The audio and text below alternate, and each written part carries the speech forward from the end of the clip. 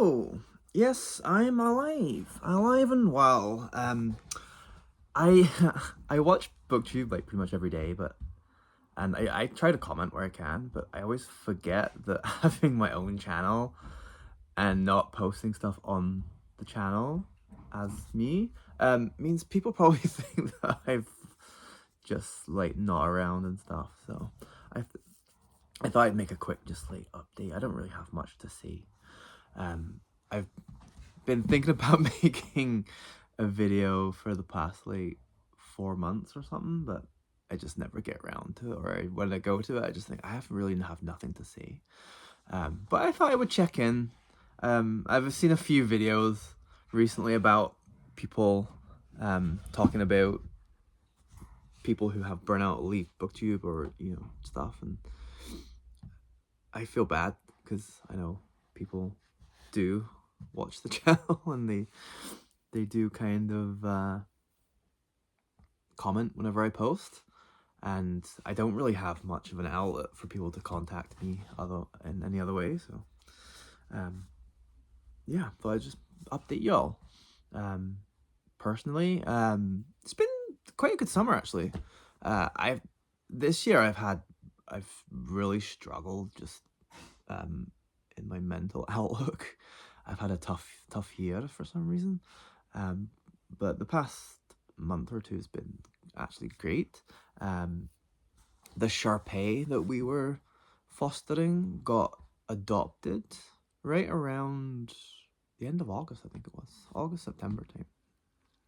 Yeah, it's been about a month. So end of August we found out, and start of September I think was when we dropped him off, and he has been adopted by the most wonderful family who have only had Shar and he is probably living his best life right now, which is fantastic because that's all we wanted for him, was to really live a wonderful life that we just could not provide for him.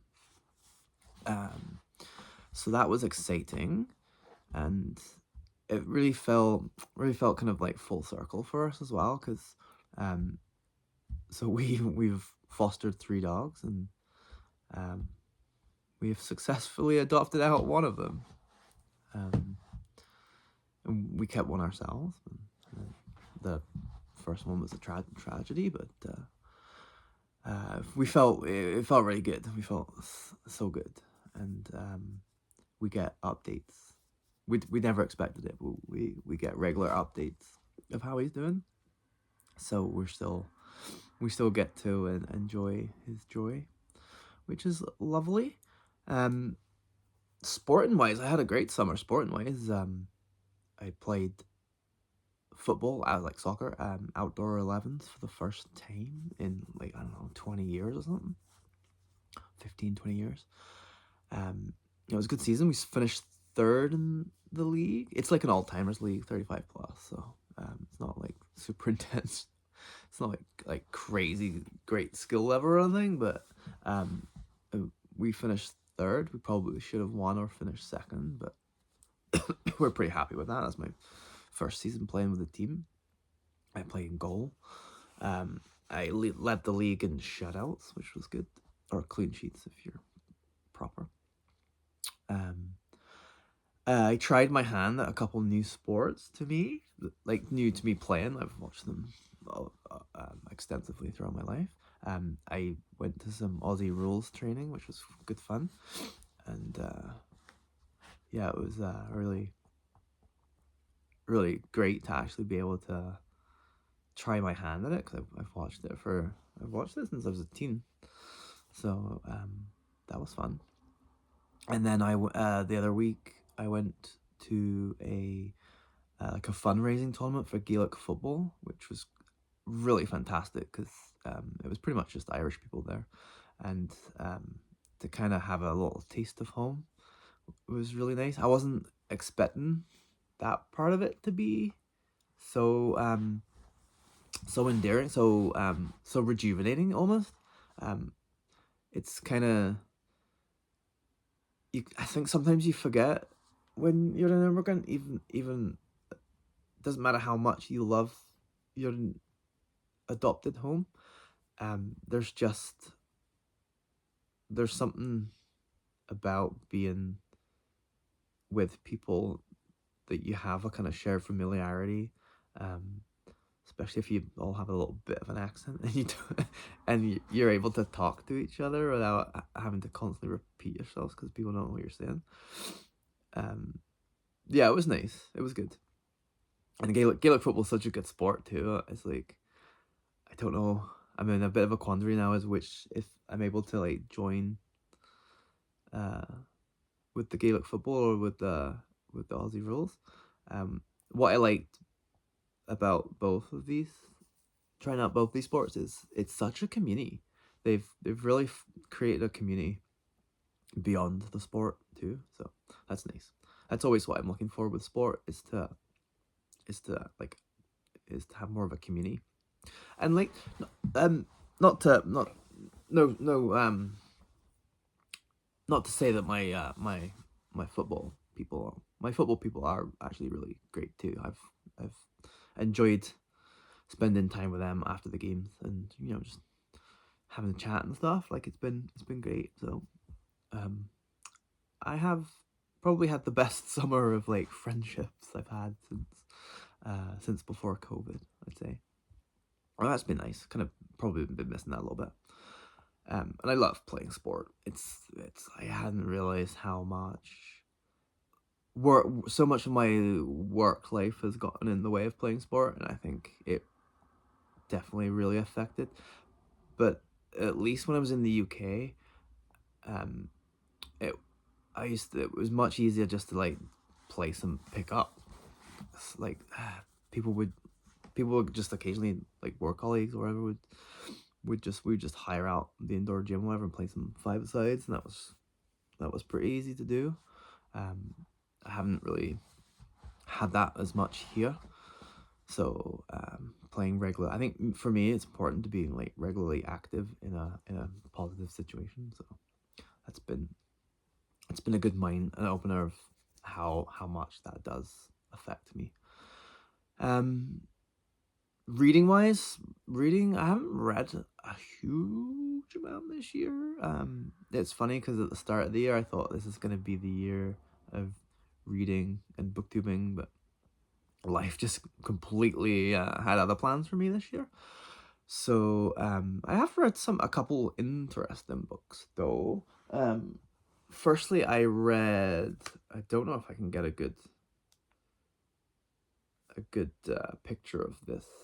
I read Muscle Boy recently. I finished. This was one that I kind of started a while back and then kind of finished off. This is by Bud Clifton, who was a pseudonym for I think his name like David Stratton or something, but he wrote most of his like murder mystery or like kind of crime novels under David Stratton under Bud Clifton, sorry. But what's interesting about them is they're more homoerotic. It's definitely some of the first kind of gay novels, gay crime novels. But this one was also kind of like had a bit of S&M in it too. I mean, not a great portrayal per se. It's very it's very much set in the it's set in the um in the beefcake subculture, and then below that, so it's like the beefcake subculture, like with all of the competitions and stuff and the local gyms and that. But then below that is the like the underground exploitative kind of gay porn basically scene, or and it's also there's a element even maybe below that where it's got a bit more of an S&M context too. But it was very interesting, very interesting. And Dave Stratton, aka Bud Clifton, was gay himself, apparently quite out and open and flamboyant. So it's not like coming from a place of hate or anything, but I think maybe to get this kind of book published, that it was probably had to be a bit more salacious than just like a nice portrayal of openly gay people.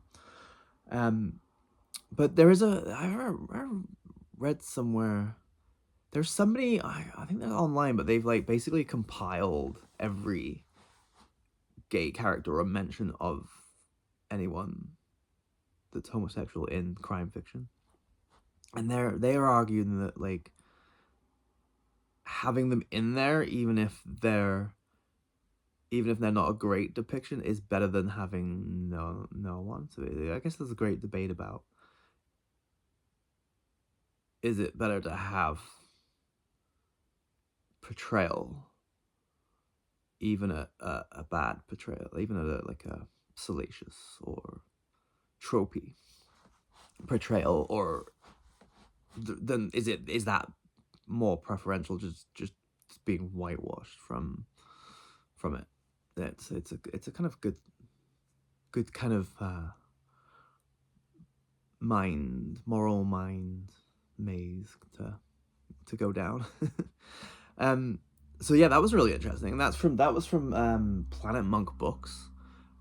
They do a lot of reprints of like some obscure crime novels. I think you can buy hard copies, but I've only ever bought the ebook copies. And they've got a pretty, I mean, that was, I think, number 19 in the series. So they have a fair few. And yeah, so just look out for those. The book itself was okay. It was decent. It was, I really liked the delve in like the looking into like the beefcake gym bro culture. Quite, it's like kind of different but similar to like the modern day stuff, I guess. So you kind of see how things come around and go around.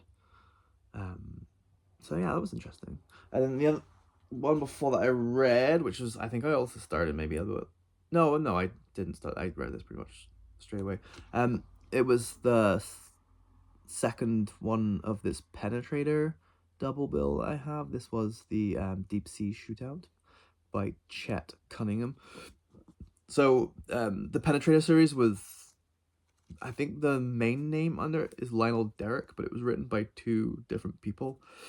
Can't remember who the other one was though, but basically the other person wrote every odd numbered Penetrator, and Chet Cunningham wrote every even numbered Penetrator novel.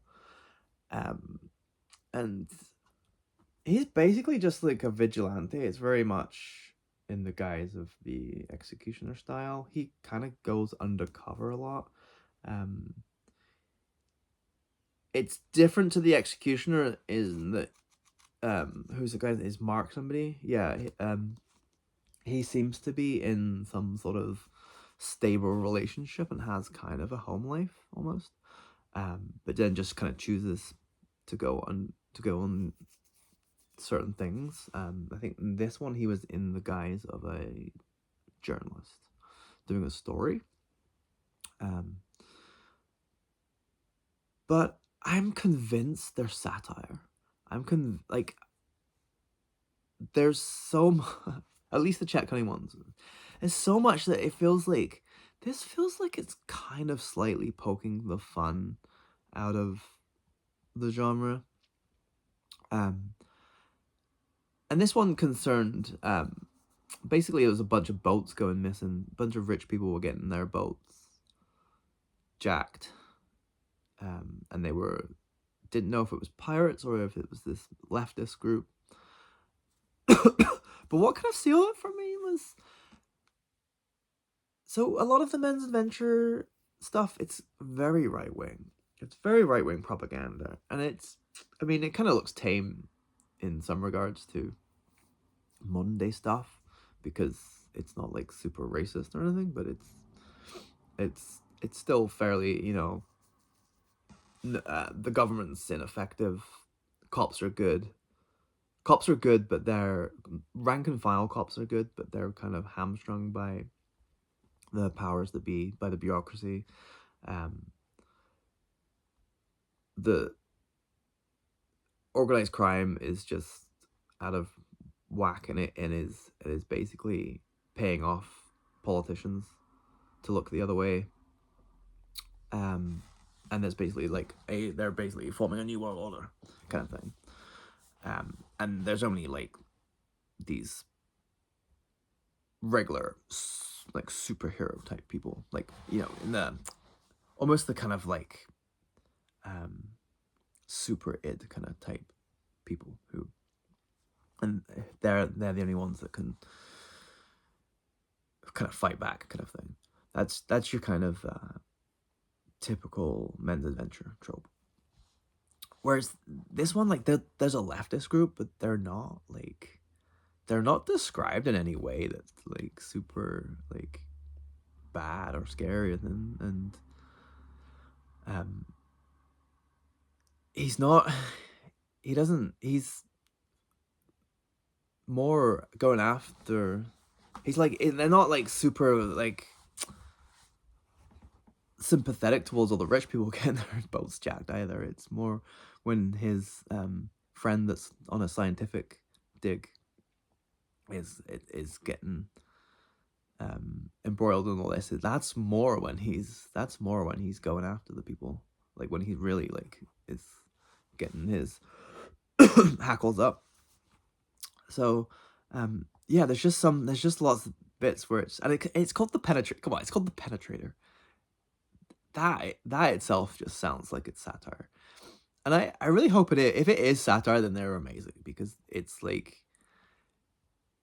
it's that kind of level of satire where you're poking fun, but people, like, a lot of people probably don't realize that it is. If it's not satire, if it was written straight, then it's so cheap that it's super cheesy. But I don't know. I don't even know if Chet Cunningham, is he still? I think he is still alive, actually. I'd love to know. I'd love to know if it was. But they're good fun. The Penetrator. They're.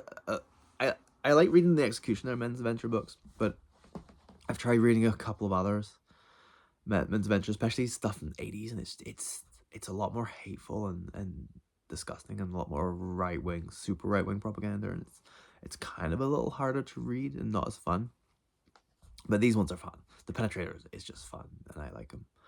And then other than that, I had to go to get some garbage tags, and the library sells garbage tags, so I usually go there and I browse the shelves, and I randomly saw there was a new Christopher Brookmyre novel out. It came out last year in 2024, called The Cracked Mirror, which is kind of a play on the Agatha Christie novel The Mirror Cracked.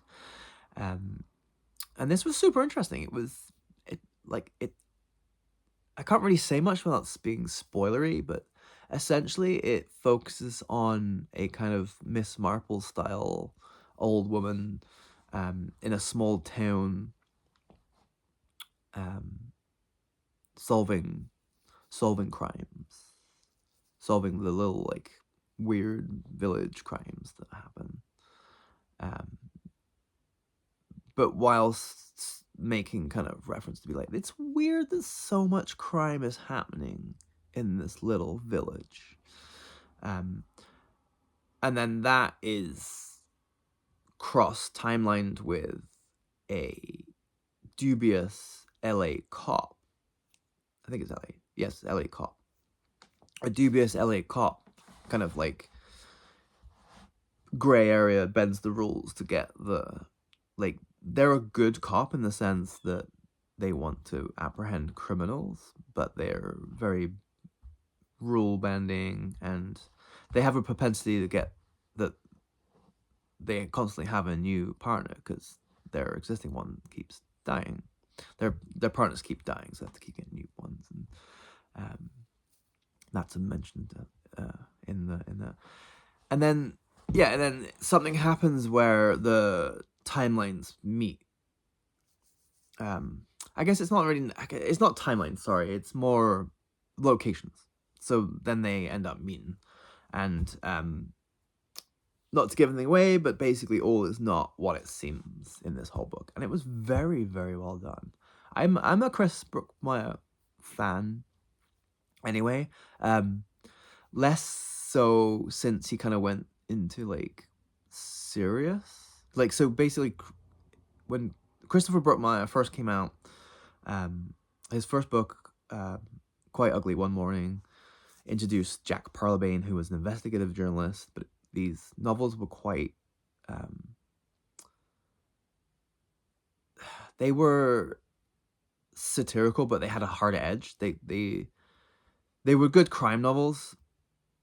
They had a lot of jokes in them, but it was a lot of biting political and social humor, kind of